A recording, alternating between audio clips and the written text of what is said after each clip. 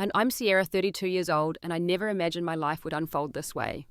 From being thrown out of my home at 17 over lies, my stepsister spread to now running my own tech company valued at millions. It still feels surreal. Next week, I'll see my family for the first time in years at a reunion I never thought I'd attend. Success changed everything, even how I view my darkest days. Before I share my story, I'd love to know where you're watching from. Drop a comment below, hit like and subscribe if you want more real-life stories about overcoming betrayal and finding success against all odds. Growing up in our small coastal Maine town, it was just Dad and me against the world. We lived in a modest blue clapboard house just 3 blocks from the rocky shoreline where we'd spend weekends collecting seashells and building elaborate sandcastles. Dad taught history at the local high school, beloved by students for making the past come alive through his animated storytelling. His classroom walls were covered with historical maps and inspiring quotes, Keaton, that I'd help him arrange each September before school started. Mum died when I was 5, cancer taking her quickly and leaving a gaping hole in our lives. I barely remember her face now without photographs, but I inherited her auburn hair and passion for puzzles. Dad kept her memory alive through stories telling me how they met in college when she accidentally spilled coffee on his economics textbook, or how she could identify any bird just by its song. Our life developed a comfortable rhythm.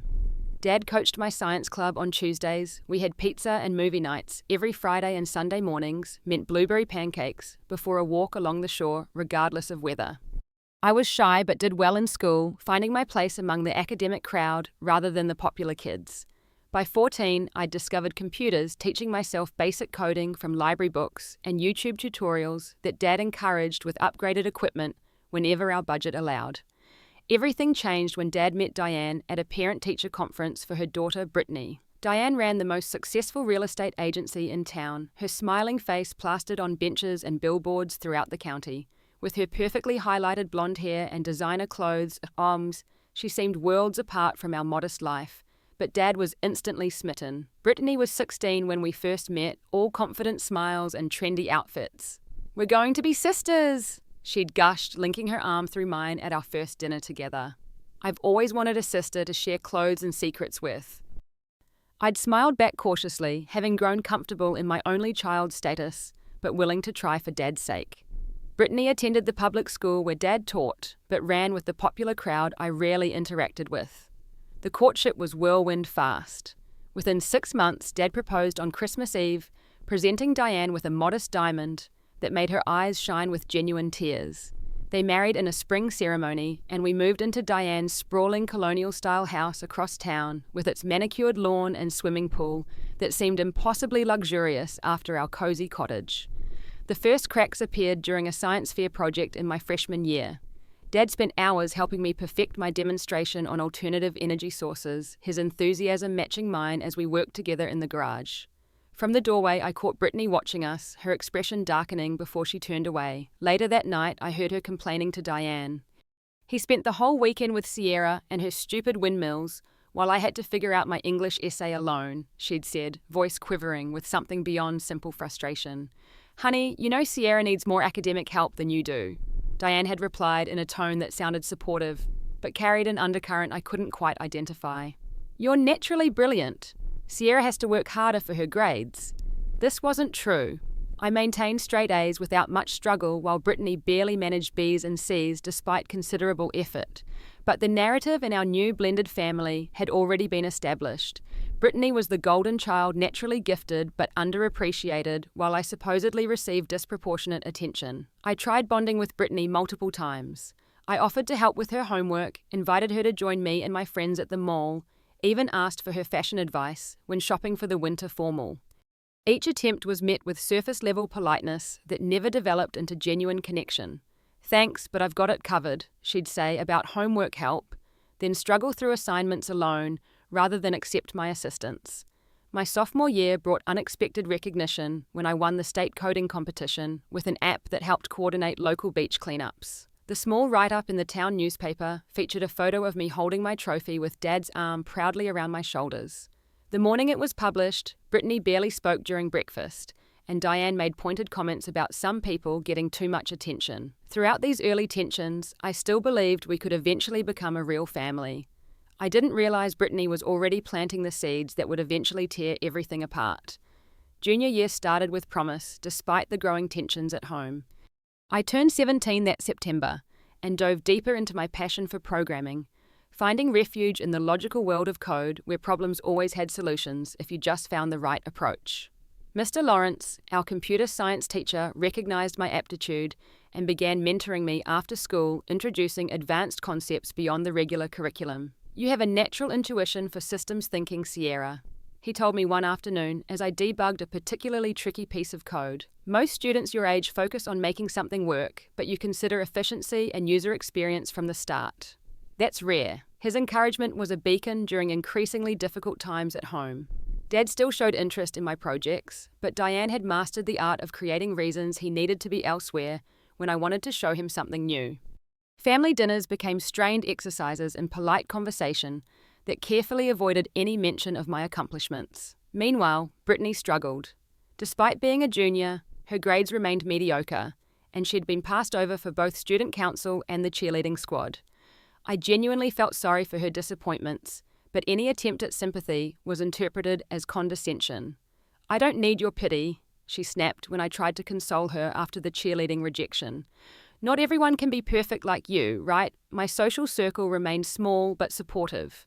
Maya, Zach, and Danny formed my core friend group, fellow nerds, who preferred board game cafes to parties. We understood each other's quirks and ambitions, creating a safe space away from high school hierarchies. But even this modest social life became ammunition for Brittany. "Sierra's so weird," I overheard her telling her friends in the school hallway. "She basically has no life outside her computer. It's like she's allergic to having fun." The rumors started small, almost inconsequential. Brittany would casually mention to classmates that I was obsessively competitive or couldn't handle not being the center of attention. Minor comments easily dismissed, but consistently spread across different social circles until they created a faint but persistent cloud around my reputation. Despite these undercurrents, my junior fall semester became a turning point for my coding skills. I developed a simple app that helped students organize study groups for different subjects, matching people based on availability and learning styles. When the school paper featured it, over 200 students downloaded it within the first week. "This is impressive work," Principal Garcia told me after calling me to her office. "You've created something that actually makes a difference for your peers." The recognition intensified Brittany's resentment. That evening, I walked past her bedroom and heard her tearful voice through the partially open door. "It's always about Sierra," she complained to Diane. "Dad talks about her app to everyone like she invented electricity or something. When I got the lead in last year's play, he barely remembered to come to the performance." This wasn't true. Dad had brought flowers and taken us all out for ice cream after her performance.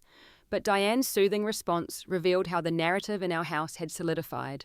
"I know, sweetheart. It's not fair how he favors her. Some parents just have a special bond with their biological children that step-parents have to accept. But I see how special you are, even if he doesn't always show it." The conversation left me shaken. Was this how they always talked about Dad and me when we weren't around? Did they truly believe he favored me unfairly? The thought created a sick feeling in my stomach that lingered for days. I tried addressing it directly, waiting until Brittany and I were alone in the kitchen one Saturday morning. "I feel like there's tension between us," I started cautiously. "If I've done something to upset you, I'd rather talk about it than let it fester." Brittany's eyes widened momentarily before narrowing. "Not everything is about you, Sierra. But since you asked, it is annoying how you've always got to be the star of the family. Some of us were here first, you know." "That's not my intention at all," I protested. "I'm just pursuing what I love the same as anyone would." "Whatever, just don't expect everyone to worship at the altar of Sierra like Dad does." She grabbed her toast and left the kitchen, ending the conversation before it could lead anywhere productive. The failed attempt at connection coincided with an exciting opportunity. Mr. Lawrence recommended me for a prestigious summer coding camp at Stanford University, a 6-week program for promising high school developers. When the acceptance letter arrived, Dad's face lit up with pride. "This could open so many doors for you," he said, examining the brochure. "They only accept 20 students nationwide." Diane's smile remained fixed as she glanced at the tuition cost. "That's quite expensive for a summer camp, isn't it? I'm not sure this is the right time for such an extravagance." Dad frowned. "It's an investment in Sierra's future. We can make it work." The resulting argument happened behind closed doors, but the walls in our house weren't thick enough to completely muffle their voices. Diane thought the money would be better spent on a family vacation, while Dad insisted this was a once-in-a-lifetime opportunity. He eventually prevailed, but the victory came at the cost of heightened tension. Brittany's hostility became less subtle afterward. She would accidentally knock over my books or spill water near my laptop. Comments became more directly negative, and the rumours at school grew more targeted. The worst came during midterms when whispers circulated that I'd been cheating on tests. I heard she has all the answers stored on her smartwatch. A girl in my calculus class said loudly enough for me to hear. That's why she always finishes early. The accusation was absurd. I didn't even own a smartwatch, and teachers were vigilant about technology during exams. But the rumour persisted, gaining strength until my calculus teacher actually asked me to turn out my pockets before a test. The humiliation burned through me as classmates watched with curious eyes. I knew exactly where the rumour had originated. Yep. Did you tell people I'm cheating? I confronted Brittany that evening, finding her alone in her bedroom scrolling through social media. She looked up with wide, innocent eyes. What are you talking about? The rumours about me cheating on tests. I had to empty my pockets before the calculus exam today. It was humiliating. Sounds like a you problem, she shrugged, returning to her phone. Maybe if you weren't such a known overachiever, people wouldn't be suspicious. This isn't about being an overachiever. Someone specifically said I was storing answers on a smartwatch I don't even own. That didn't come from nowhere. Brittany sighed dramatically. I might have mentioned to Caitlin that it seemed weird how you ace every test without studying, but I never said anything about a smartwatch. People elaborate, Sierra. That's not my fault. The gaslighting was so smooth I almost doubted myself, but I'd heard the specific details repeated by too many different people. This had been a coordinated effort, not casual speculation. Dad, to his credit, immediately defended me when the rumours reached administrative levels. He requested a meeting with Principal Garcia, bringing my perfect attendance record and consistent performance across all subjects as evidence against the cheating allegations. My daughter doesn't need to cheat, he stated firmly. Her grades reflect her natural abilities and hard work, nothing more. The investigation quickly cleared me of wrongdoing, but the damage to my reputation lingered. Some teachers watched me more closely during exams, and certain classmates maintained a suspicious distance. The experience drove me further into my coding projects, where I found solace in the simple honesty of programming languages. If there was a bug, you fixed it. If something didn't work, you found the error. Human relationships proved far messier. I began spending more time at school using the computer lab during lunch and staying late to work with Mr. Lawrence on increasingly complex projects. He became a crucial mentor during this difficult period, encouraging my talents while providing a safe space away from home tensions. Programming isn't just about technical skills, he advised during one of our sessions. It's about persistence and problem solving. Those same qualities will serve you well in life's challenges too. His guidance extended beyond coding to college applications as I researched schools with strong computer science programs. MIT topped my dream list, followed by Stanford and Carnegie Mellon. The applications required extensive portfolios showcasing my projects, which Mr. Lawrence helped me refine and present effectively. Spring semester brought new challenges as Brittany faced her own college application process with considerably less enthusiasm. Her grades remained average, and she'd participated in few extracurriculars beyond social committees. While I methodically researched scholarships and financial aid options, she seemed adrift about her future plans. Not everyone has their whole life figured out at 17, she snapped when Diane gently inquired about application deadlines over dinner. Some of us are still discovering ourselves. Dad tried maintaining neutrality as the divide in our household deepened. He celebrated my achievements while encouraging Brittany's efforts, walking an increasingly precarious tightrope between his daughter and stepdaughter. Diane's subtle undermining continued through backhanded compliments and loaded sighs whenever my activities required attention or resources. The situation deteriorated rapidly in late April, just as I was developing a new app for local business directories with integrated review systems. I'd spent weeks refining the interface, working closely with Mr. Lawrence to troubleshoot database issues and optimize search functionality. The project absorbed much of my free time, leading to several late evenings at school, finalizing details before a developer competition deadline. On a Thursday afternoon, I returned home to find Diane and Dad in a heated discussion in the kitchen. They fell silent when I entered Dad's face ashen, while Diane maintained a mask of concerned distress. "Sierra," Dad said, his voice strained, "we need to talk about your relationship with Mr. Lawrence." The request seemed strange, but not immediately alarming. "Okay, he's been helping with my business directory app. We're almost ready for the competition submission." Diane exchanged a meaningful glance with Dad. "That's not what we're talking about, and I think you know it." Confusion washed over me. "I don't understand." "Sierra?" Dad continued, clearly uncomfortable. "Brittany has told us some concerning things about how much time you're spending with Mr. Lawrence. She overheard other students talking about seeing you two alone together frequently, sometimes until evening. The implication hit me like a physical blow. "Wait, what exactly are you suggesting?" "We're not suggesting anything," Diane interjected smoothly. "We're asking about the nature of your relationship with a teacher who's at least 15 years your senior." Horror and disgust flooded through me as I realized what was happening. "Are you serious right now? Mr. Lawrence is my mentor. He's helping me with coding projects and college applications. That's it. That's absolutely it." "Sierra, calm down," Dad said, raising his hands placatingly. "We just need to make sure everything is appropriate."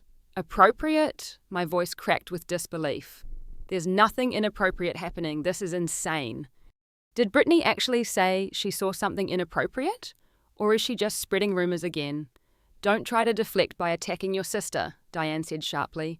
"She's concerned about you, as are we." In that moment, looking at Diane's performative concern and Dad's conflicted expression, I realized how calculated this attack was. Brittany had found the perfect weapon. Academic accusations could be disproven, but rumors about impropriety with a teacher would create lasting damage regardless of truth. "This is a lie," I stated flatly. "A complete fabrication. Mr. Lawrence has been nothing but professional and supportive. He leaves his door open during our sessions. Other teachers regularly walk by. There are security cameras in the hallways. Nothing inappropriate has ever happened." Diane shook her head sadly, as though my defense only confirmed her suspicions. "We've already spoken with Principal Garcia. There will be an investigation." My stomach dropped to the floor. "You reported this. Based on what Brittany's word, did you even ask me first?" Dad at least had the decency to look uncomfortable. "We have a responsibility to report concerns about student safety." "This isn't about my safety. This is about destroying my reputation and Mr. Lawrence's career over a complete lie." Tears of frustration burned in my eyes. "Where is Brittany? I want to talk to her right now." "She's staying at a friend's tonight," Diane said. She was very upset after coming forward with this information. Of course, she was conveniently absent. She'd planted the bomb and retreated to watch the explosion from a safe distance. "I can't believe this is happening," I whispered, the full implications sinking in. My college recommendations, my academic standing, Mr. Lawrence's reputation and career, all potentially damaged by this calculated attack. And from the way Dad avoided my eyes, I realized with crushing clarity that part of him had already allowed doubt to creep in. The following days unfolded like a nightmare I couldn't wake from. The school administration handled the situation with appropriate seriousness, calling me in for an interview with Principal Garcia and the school counselor present. Their questions, while professionally delivered, left me feeling violated and defensive. "Has Mr. Lawrence ever contacted you outside of school hours? Did he ever make comments about your appearance? Were you ever alone with him with the door closed?" Each question twisted the knife deeper, transforming an innocent mentorship into something sordid through mere suggestion. I answered truthfully, explaining our professional relationship focused entirely on coding projects, academic competitions, and college applications. Mr. Lawrence was temporarily removed from classroom duties, pending investigation, his reputation damaged by whispers that spread through the school community like wildfire. When I passed him in the hallway during this period, his normally confident posture was diminished, his eyes avoiding contact with students who once respected him. My own social standing crumbled overnight. Friends who had known me for years suddenly became uncertain, creating distance, as though my alleged behavior might somehow contaminate them. Maya remained loyal, insisting she knew me too well to believe such nonsense, but Zach and Danny drifted away with mumbled excuses about being busy with other commitments. "People are idiots," Maya declared during lunch as we sat alone at a table while others whispered nearby. "They'd rather believe some juicy scandal than use their brains. This will blow over once the investigation proves nothing happened." But we both knew that regardless of official findings, the damage was already done. Some stains never completely wash out. especially in the unforgiving social ecosystem of high school. Throughout this ordeal, Brittany maintained a perfect performance of concerned stepsister. She approached me in the cafeteria one day, loudly enough for others to hear. "Sierra, I just want you to know I'm here for you," she said, her voice dripping with false sympathy. "I know this must be a difficult time. If you need someone to talk to about everything, I'm here." Her public display of support contrasted sharply with the smirk she gave me when no one else was looking, a brief flash of triumph that confirmed what I already knew. This was no misunderstanding or rumor she'd innocently repeated. This was calculated destruction. At home, tensions escalated to unbearable levels. Diane treated me with a cool suspicion that suggested I was some kind of predator rather than a victim of false accusations. Dad's initial defense of my character gradually weakened under Diane's influence, his certainty eroding into concerned glances and hesitant conversations. "I want to believe you, Sierra," he said one evening when we found a rare moment alone, "but you have been spending an unusual amount of time at school lately." "For my projects, Dad. For college applications, you knew all this. You encouraged it." The betrayal of his wavering faith cut deeper than any rumor could. "I know, but sometimes situations can evolve. Sometimes people can be influenced without realizing it. So now I'm too stupid to know if I'm being manipulated. Is that what you're saying?" My voice cracked with hurt and anger. He sighed heavily. "That's not what I meant. I'm just trying to understand the whole situation." "There's nothing to understand. Brittany is lying and you're choosing to believe her over me." The investigation proceeded, meticulously examining security footage, interviewing other teachers and students, and reviewing electronic communications. After 2 excruciating weeks, both Mr. Lawrence and I were cleared of any wrongdoing. The official report stated there was no evidence of inappropriate conduct and recommended his immediate reinstatement. The vindication should have brought relief, but the damage remained. Conversations still hushed when I entered rooms. Mr. Lawrence, though legally cleared, was treated with lingering suspicion by some parents and colleagues. And Brittany, rather than facing consequences for her false accusations, simply pivoted to new narratives. "I never actually said anything happened," she claimed when confronted by Maya after school. "I just expressed concern about how much time they spent together." Other people jumped to conclusions. Returning to my locker after this conversation, I found a folded note slipped through the vents. Inside, in Brittany's looping handwriting, "Nobody will ever believe you over me." That evening, I confronted her in her bedroom, shutting the door behind me. "Why are you doing this? What did I ever do to you?" She examined her manicure casually. "You existed. You took my mum's husband's attention. You're always the perfect one, the smart one, the special one. It gets old, Sierra.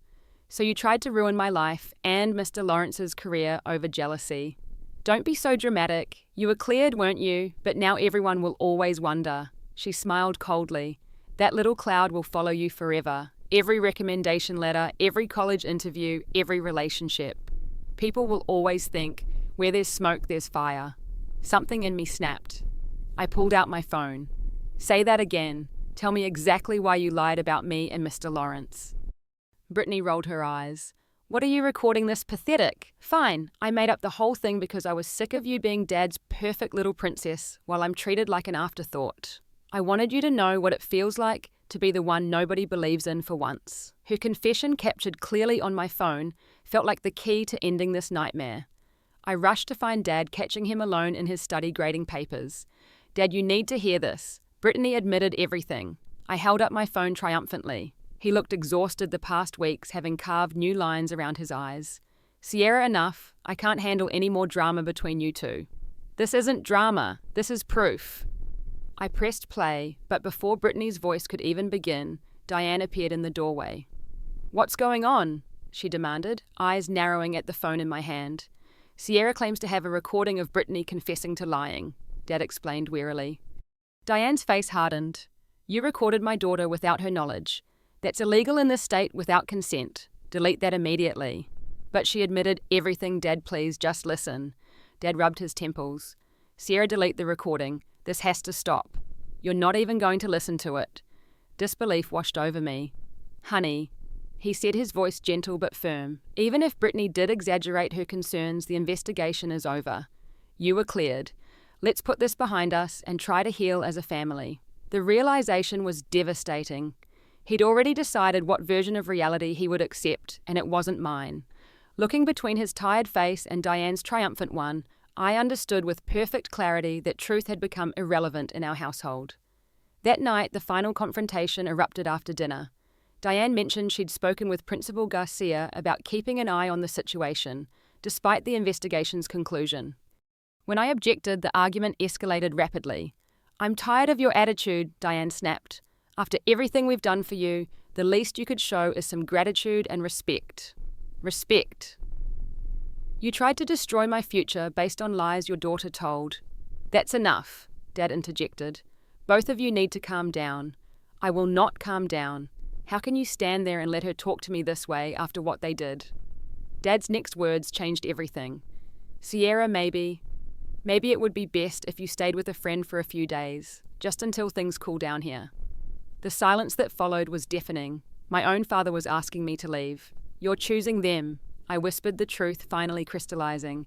"After everything, you're choosing them over me." "It's just temporary," he insisted weakly. "Just to give everyone some space."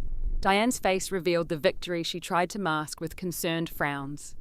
Brittany, who had remained silent throughout the exchange, couldn't quite hide her satisfied smile. "Fine," I said, my voice suddenly calm as shock gave way to cold clarity. "I'll go pack." I climbed the stairs to my room, each step feeling like the ending of something fundamental. From my window, I could see the ocean in the distance, waves crashing against the shore as they had my entire life. But for the first time, that view represented a past I would need to leave behind rather than a constant I could count on. Within an hour, I had packed essential clothes, my laptop, and a few cherished photos into 2 suitcases. I left behind the furniture, decorations, and mementos that wouldn't fit, each abandoned item another severed connection to my childhood home. Dad stood awkwardly in the hallway as I dragged my luggage downstairs. "You'll call when you're settled somewhere. This isn't forever, Sierra, just a cooling off period." I looked at him, this man who had been my entire world for so long, and felt a strange detachment as though viewing him through glass. Goodbye, Dad. At 17 years old, I walked out of the only home I'd ever known, the door closing behind me, with a finality that echoed in my chest. Standing on the porch with my life reduced to 2 suitcases, I realized I had nowhere to go and no plan beyond escape. But even that uncertainty felt better than remaining where I was no longer wanted or believed. Maya's family took me in temporarily, her parents setting up an air mattress in her bedroom while expressing muted shock at the situation. "You can stay as long as you need," her mother assured me, though the tightness around her eyes suggested concerns about a prolonged arrangement. Their 3-bedroom home already felt crowded with Maya's 2 younger brothers. During those first disoriented days, I contacted my mother's sister, Aunt Julia, who lived in Pennsylvania. We'd maintained sporadic contact over the years, through birthday cards and occasional summer visits, but hadn't spoken in nearly 2 years. "Of course you can come stay with me," she said without hesitation after I explained my situation, her voice warm through the phone line. "I've got the spare room all ready. We'll figure everything out once you're here." The 13-hour bus ride across state lines marked a physical and psychological boundary crossing. Each mile increased the distance from my old life, while questions about my future loomed larger. Would I finish high school in a new state? Could I afford college without Dad's support? How would I explain this upheaval to new acquaintances? Aunt Julia met me at the bus station, her face so similar to my mother's in old photographs that tears sprang to my eyes immediately. She enveloped me in a hug that smelled of vanilla and coffee. "You look exhausted, sweetheart," she said, taking one of my suitcases. "Let's get you home and fed before we tackle anything else." Her apartment was a cozy 2-bedroom in a modest complex near the community college where she taught English literature. The spare room had cheerful yellow walls and a desk positioned beneath a window overlooking a small courtyard. On the nightstand sat a framed photo of my mother and Julia as teenagers, arms linked and laughing at some forgotten joke. "She would be so proud of the young woman you've become," Julia said, catching me studying the photograph, "and furious about how you've been treated." The practical matters came first. Julia helped me transfer to the local high school for my senior year, navigating paperwork and transcripts with efficient determination. We established legal guardianship to avoid complications with healthcare and school permissions. My savings account, fortunately in my name, only came with me, though the modest sum wouldn't stretch far toward college expenses. The emotional aftermath proved more challenging than these logistics. I called Dad several times during the first week, each conversation more strained than the last. "I miss you," he'd say, voice heavy, with what sounded like genuine regret. "Then why did you ask me to leave?" I'd counter, unable to keep the hurt from my voice. "It was supposed to be temporary. I thought you'd stay with a friend locally, not move to another state." "What choice did I have?" "You made it clear whose side you were on." These calls inevitably ended with mutual frustration and no resolution. After the fifth such exchange, they became less frequent, eventually dwindling to brief superficial check-ins that avoided any meaningful discussion of what had happened. From Maya, I learnt that rumours continued circulating at my old school, with Brittany now playing the role of concerned sister burdened by her troubled stepsister's departure. "She's telling everyone you left because you couldn't handle the pressure after the investigation," Maya reported during one of our video chats. "It's disgusting how she's twisting everything. The betrayal of my father choosing his new family over me created a wound that affected every aspect of my life. Insomnia became my nightly companion, dark thoughts circling like vultures whenever I tried to sleep. Anxiety ambushed me in unexpected moments, during class discussions in crowded hallways sometimes, while simply trying to eat lunch in the school cafeteria. Aunt Julia noticed these struggles despite my attempts to hide them. "You don't have to be okay right now," she told me one evening after finding me staring blankly at homework I couldn't concentrate on. "What happened to you was traumatic. Healing takes time." Her gentle encouragement led me to the school counselor, who helped me develop coping mechanisms for the anxiety and recommended techniques to combat the insomnia. Slowly, incrementally, I began rebuilding my sense of security and self-worth. The new school environment offered a clean slate socially, though I maintained cautious boundaries with classmates. Academic excellence became my refuge again, particularly in advanced mathematics and computer science. My previous portfolio of coding projects impressed my new teachers, who provided additional resources and encouragement toward college applications. Aunt Julia's unwavering support during this period proved transformative. Unlike Dad, whose love had revealed conditional aspects, I'd never suspected Julia's acceptance came without caveats or expectations. "Your mother was the same way," she told me one evening as we prepared dinner together. "Brilliant, but humble, determined, but kind. When she set her mind to something, the whole world could stand in her way and she'd still find a path forward. You have that same resilience." With her guidance, I applied to top computer science programs, including MIT, Stanford, and Carnegie Mellon. We searched for every possible scholarship and financial aid opportunity, spending weekends at the kitchen table, surrounded by forms and essay drafts. When the acceptance letters began arriving in spring, MIT's offer included a substantial scholarship that would make attendance possible without parental support. The moment I opened that email, sitting beside Aunt Julia at her desktop computer, marked the first time I truly believed my future hadn't been destroyed by Brittany's lies. "I knew it," Julia whispered, hugging me tightly as tears streamed down both our faces. "I absolutely knew it." Before leaving for college, I made one final attempt to reconcile with Dad. The phone call started promisingly, with his genuine congratulations about MIT and awkward inquiries about my well-being. But when I broached the subject of what had happened, the familiar distance returned to his voice. "I think we all made mistakes in how we handled things," he said. The passive construction spreading blame evenly instead of acknowledging the specific harm done to me. "Dad, Brittany lied, deliberately, to hurt me, and you chose to believe her." His sigh carried through the phone line. "Sierra, I know you believe that, but family dynamics are complicated. I think I need some space from all this drama. Maybe once you're settled at college, we can start fresh." The call ended shortly after leaving me with the stark realization that reconciliation would require me to accept a false narrative about my own experience. It was a price too high to pay for a relationship that had already revealed its fragility. That summer, I made a decision that symbolized my break from the past. With Aunt Julia beside me at the county courthouse, I legally changed my last name from Johnson to Matthews, my mother's maiden name. "Are you sure about this?" Julia asked as we waited for the paperwork. "It's a big step." "I'm sure," I replied. "Johnson belongs to the family that didn't believe in me. Matthews is the family that did." When I arrived at MIT that fall, I was Sierra Matthews. New name, new state, new beginning. The weight of betrayal still traveled with me, but it no longer defined me.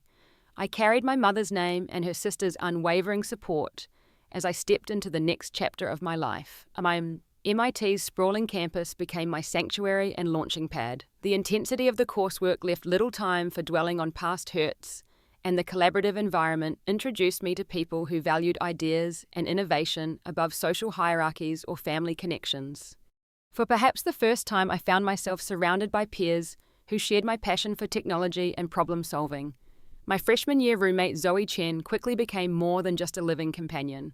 A bioengineering major with a quick wit and unwavering directness, she possessed an emotional intelligence that complemented my more analytical approach to life.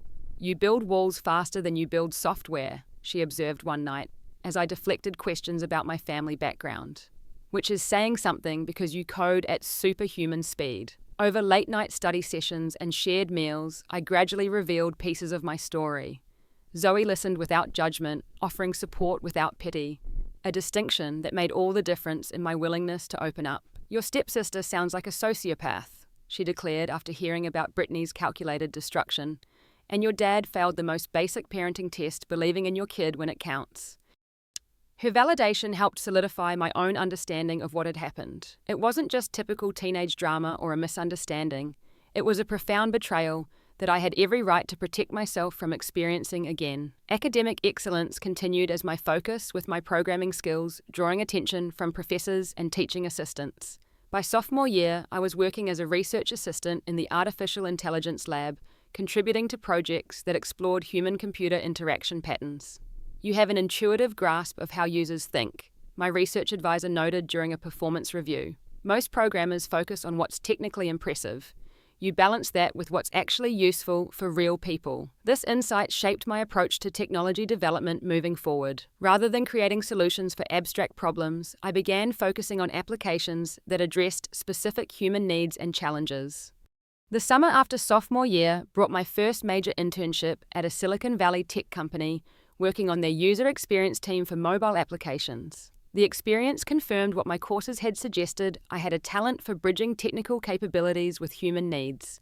When the company offered to extend my internship part-time during the academic year, I accepted eagerly. Throughout these achievements, I maintained minimal contact with Dad. Our communications had dwindled to occasional text messages and birthday calls that carefully avoided any meaningful topics. I learned through these superficial exchanges that he and Diane remained together, though tensions apparently existed. Brittany had enrolled at a state university, then dropped out after 3 semesters for reasons he never specified. My graduation from MIT at 22 arrived with honors and multiple job offers from prestigious tech companies.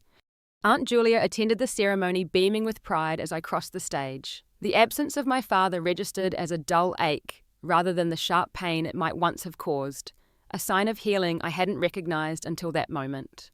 "Your mother would be bursting with pride right now," Julia said, as we celebrated over dinner afterward. "Not just for the achievements, but for the person you've become, despite everything." The conventional path would have led me to accept one of the corporate offers, establishing myself within an existing company before potentially branching out later. But during our final semester, Zoe and I had developed a concept that wouldn't leave either of us alone. "There's this massive disconnect between elderly people and digital services," Zoe explained as we refined our business plan in our apartment. "Everyone's designing for millennials and Gen Z, while an entire generation struggles to access basic resources because the interfaces aren't designed with them in mind." Our solution was an app we called Silver Bridge, a platform that connected seniors with community resources, medical services, transportation options, and social opportunities through an interface specifically designed for users with limited technology experience or physical limitations. Using our combined savings and a small investment from a professor who believed in our concept, we launched our startup immediately after graduation. The early days epitomized the stereotypical startup struggle, working from Zoe's cousin's garage, subsisting on ramen and coffee pitching, to potential investors who often dismissed our focus on an unprofitable demographic. "Seniors don't download apps," one venture capitalist informed us condescendingly. "You should pivot to something with broader appeal." We persisted, refining our product based on extensive testing with actual seniors in community centres and assisted living facilities. The breakthrough came when a regional healthcare provider agreed to pilot Silver Bridge in their geriatric care program, integrating it into their patient support services. The results exceeded even our optimistic projections. Patient engagement increased by 42%. Appointment attendance improved. Social isolation metrics decreased significantly among users. The healthcare system expanded the program and other providers began reaching out for implementation. By 25, our company had secured significant funding and moved into proper offices in Cambridge. By 28, we employed 50 people and had expanded Silverbridge to serve communities across the northeastern United States with plans for national expansion. Throughout this period of professional growth, I continued working through personal challenges in therapy. Trust remained difficult. Vulnerability felt dangerous. The walls Zoe had identified in our freshman year stood strong, particularly in romantic relationships. "You're waiting for the betrayal before it happens," my therapist observed during one session. "It's a protective mechanism that's outlived its usefulness." A brief relationship with another tech entrepreneur ended when his frustration with my emotional distance reached breaking point. "It's like you're watching us from behind glass," he said during our final conversation. "I never feel like I'm actually reaching you." The assessment hurt because it contained truth. I had created such effective defenses against pain that I'd also blocked meaningful connection. Recognizing the pattern represented progress, even if changing it proved slower and more difficult than building a successful company. The unexpected catalyst for further healing arrived through a chance meeting at a tech conference in New York. I was presenting Silverbridge's latest innovations when I noticed an attentive audience member asking particularly insightful questions. James Peterson introduced himself afterward as a healthcare policy consultant, interested in technology solutions for underserved populations. Our professional connection evolved gradually into friendship, then cautiously into something more. Unlike previous relationships where I'd maintained careful distance, James's patience and consistency slowly earned genuine trust. "I'm not an easy person to get close to," I warned him during an early dinner date. "Good thing I enjoy challenges," he replied with a gentle smile that would become my anchor through many difficult conversations. Over months of dating, I shared my history in increments, each revelation a test of his reaction. When I finally told him the complete story of Brittany's lies and my father's betrayal, his response solidified something in my heart. "Thank you for trusting me with that," he said, simply taking my hand across the table. "It helps me understand you better, and for what it's worth, they were wrong. Completely wrong." My 30th birthday celebration, held in the rooftop garden of our Cambridge offices, represented a personal milestone, beyond the professional success being recognized. Surrounded by colleagues who respected me, friends who knew me, Aunt Julia, who had saved me, and James, who loved me, I had built a life that contained genuine connection, despite the wounds of my past. The email arrived the following week, its simple subject line, "Stopping my breath, from your father." He had seen an article about Silverbridge in the business section of a major newspaper, my photograph alongside Zoe's, under the headline, "Tech Innovators Bridging the Digital Divide for Seniors." "Sierra," the message began, "I don't know if you'll read this, but I needed to reach out. I saw the article about your company and felt such pride mixed with profound regret. I've made terrible mistakes. Diane and I divorced 2 years ago. There's so much I wish I could tell you, explain to you. Would you consider meeting sometime, no pressure, and I'll understand if you say no. Love always, Dad." The email sat unanswered in my inbox for days as I processed conflicting emotions. Aunt Julia, my most trusted advisor, offered balanced counsel. "Whatever you decide is valid," she assured me during our weekly phone call. "Meeting him doesn't mean forgiveness, and not meeting him doesn't mean you're holding a grudge. This is entirely about what feels right for you." Through further conversations with Julia and James and several intense therapy sessions, I eventually gained clarity. My decision to respond wasn't about giving Dad what he wanted or needed. It was about discovering what I needed for my own continued healing. "I'm willing to meet," I wrote back simply. "Coffee at Westlake Cafe next Saturday at 2 p.m. As I pressed send, I realized an unexpected truth. Regardless of how this reunion unfolded, I was approaching it from a position of strength rather than need. The abandoned teenager, desperate for her father's approval, had grown into a woman who understood her own worth, independent of his recognition. Whatever happened next would be on my terms, not his.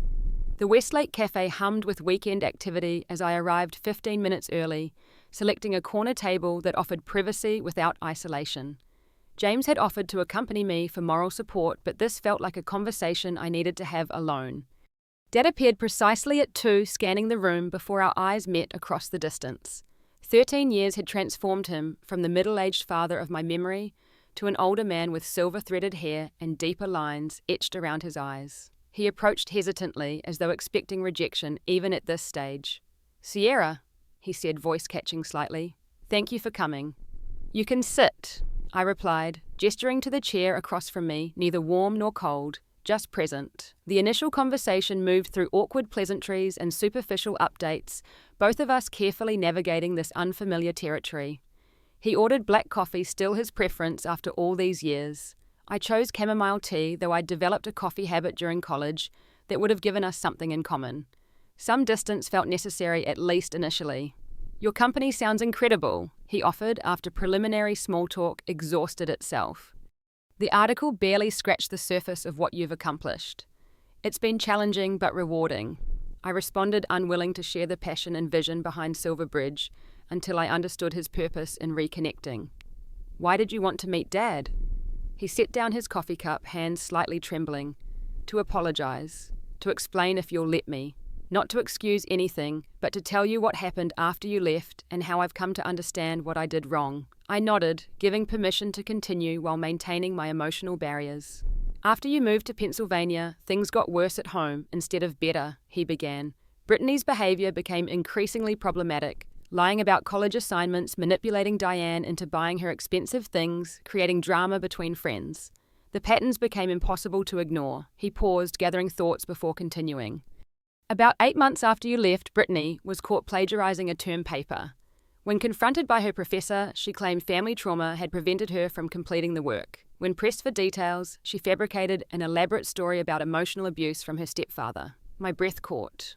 "She accused you." He nodded grimly. "The university contacted Diane, who initially believed Brittany completely. It was during this crisis that similarities to your situation finally became clear to me. The manipulation, the victimhood narratives, the calculated lies." Tears formed in his eyes, which he wiped away with embarrassment. "During the university's investigation, Brittany eventually admitted to lying about me. And in that conversation, she also admitted to fabricating the entire situation with you and Mr. Lawrence. The validation I'd sought for years arrived in a coffee shop on an ordinary Saturday afternoon. I should have felt triumph or relief, but the primary emotion was a profound sadness for all the years and trust that could never be recovered." "When did this happen?" I asked quietly. 11 years ago," he admitted, unable to meet my eyes, "shortly after you started college. And you didn't think to tell me immediately, to call and say you finally believed me." "I tried," he insisted.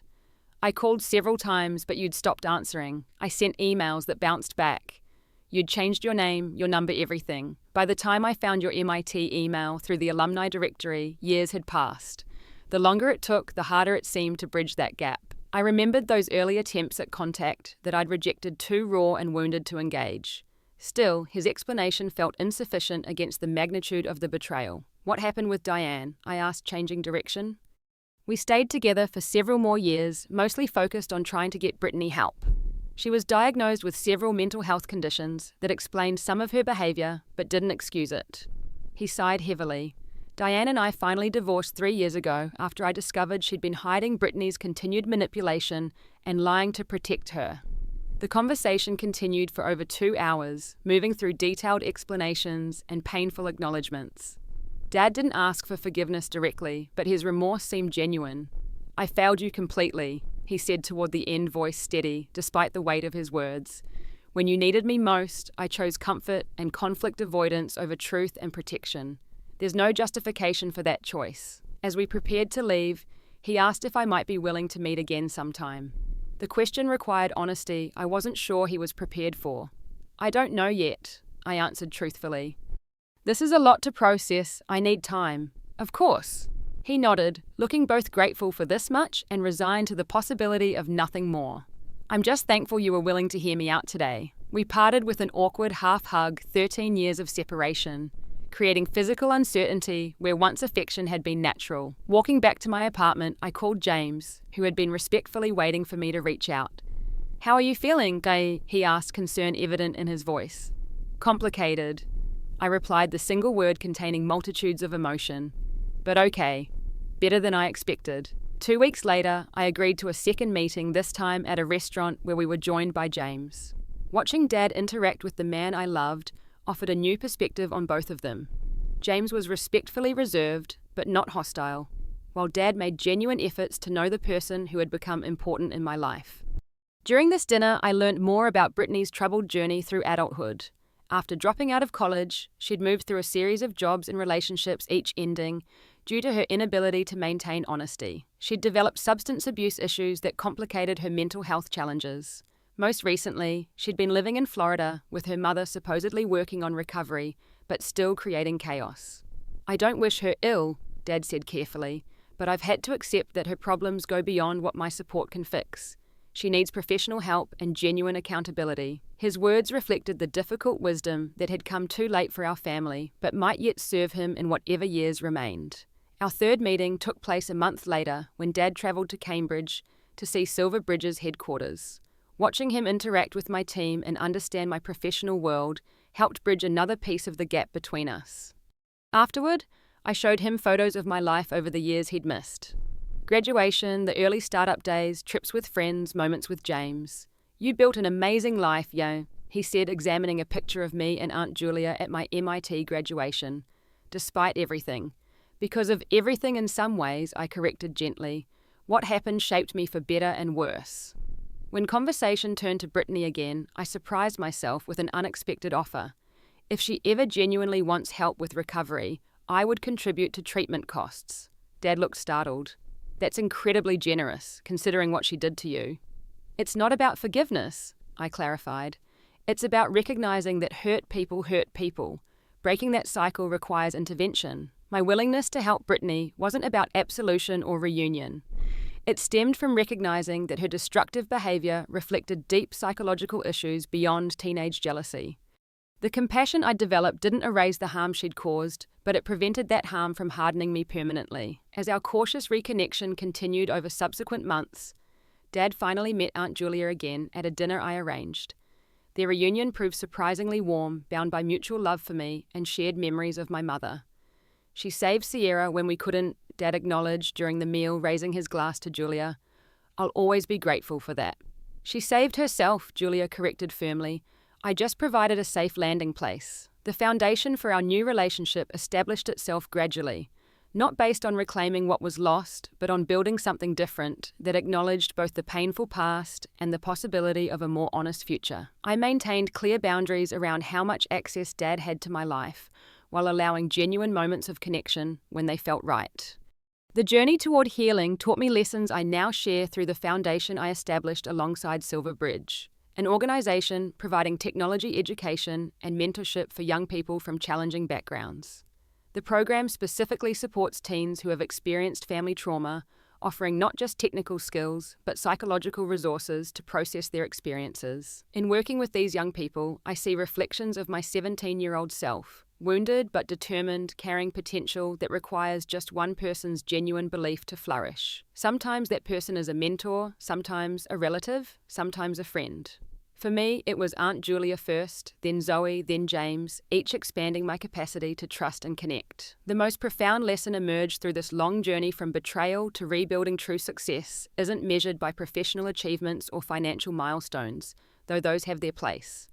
It's measured by our ability to remain open to authentic connection, despite experiences that teach us to close ourselves off. It's found in the courage to extend trust again after it's been broken, not naively, but intentionally with wisdom, that acknowledges both vulnerability and strength. This understanding doesn't erase the scars of the past. They remain part of my story, occasionally tender when pressed. But those scars no longer dictate my choices or limit my capacity for meaningful relationships. The walls I built for protection have transformed into boundaries I maintain by choice, with gates I can open when someone proves worthy of entrance. What defines your success? Is it the external validation you receive from others? Or is it the internal peace that comes from living authentically despite challenges? How do you balance protecting yourself while remaining open to genuine connection? I'd love to hear your thoughts in the comments below. If my story resonated with you in any way, please consider subscribing and sharing it with someone who might need to hear that healing is possible even after profound betrayal. Thank you for listening to my journey, and remember, your worth is never determined by those who fail to see it.